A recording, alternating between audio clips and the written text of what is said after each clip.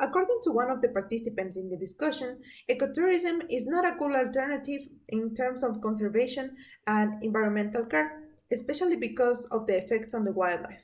Because humans invading territories that have a large number of species alter the functioning of the ecosystems, and the animals that live there are exposed to high level of stress that can completely alter their functioning.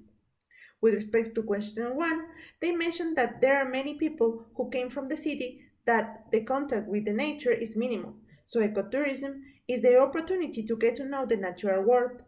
And it is important that we can all experience the contact with nature at some point in order to develop the interest to protecting it. Activities such as summer camps that include sustainable um, activities are very useful for environmental education and protection of the ecosystem. However, it is impossible to generalize this activity as good or bad because this depends not only on the organizations or companies but also in the society. In this context, one of the problems facing ecotourism is that the companies or places that promote it leave aside the environmental education and the importance on long-term nature conservation. As a result, the concept of sustainability and beneficial ecotourism is lost through marketing. Another problem mentioned in the discussion is that in many cases, when a new place that is in a good ecological condition becomes a center of attention for ecotourism, that causes more people to visit this place, which leads to a mass tourism and ends up destroying the ecosystem.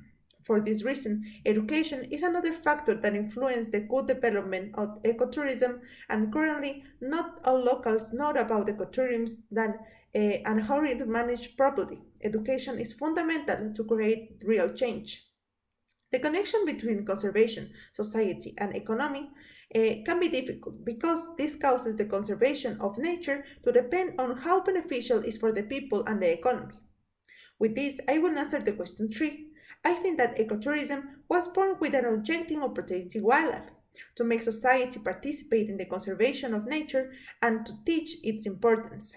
But this mismanagement and different objectives have made it become a concept that benefits marketing.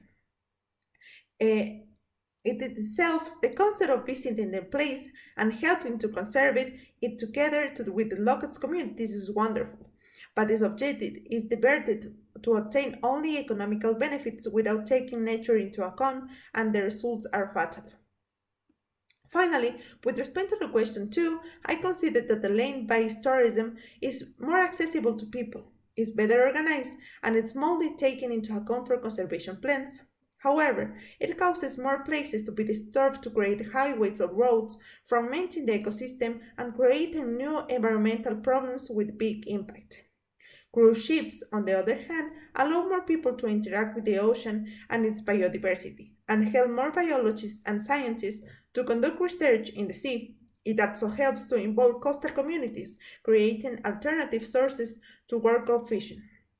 However, the impact and pollution that this causes is gigantic and unknown, control is less, and the recovery of the ecosystem is more difficult to achieve.